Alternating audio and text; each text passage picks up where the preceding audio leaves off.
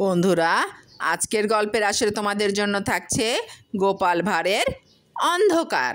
শরৎকালের এক সন্ধেয় মহারাজ গোপালের সঙ্গে বেড়াতে বেরিয়েছিলেন।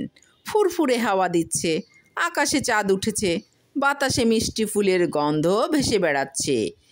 এই পরিবেশে রাজার কেমন ভাবোদয় ঘটল।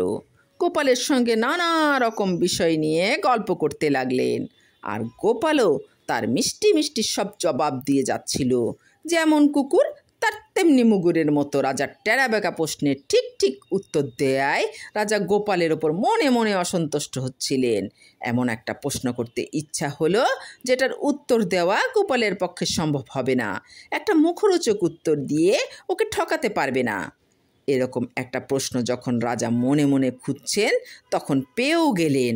আলো ঝলমলে রাতে উনি গোপালকে জিজ্ঞাসা করলেন, আচ্ছা গোপাল, বলো তো, পৃথিবীতে এমন কোনো জিনিস আছে যা পৃথিবীর সবাই দেখতে পায়, কেবল চাঁদ দেখতে পায় না? রাজার প্রশ্ন শুনে গোপাল কিছুক্ষণ চুপ করে থেকে মুচকি হেসে বলল, হে আর কি কঠিন প্রশ্ন মহারাজ, এর উত্তর খুবই সরল, আর সেটা হচ্ছে অন্ধকার।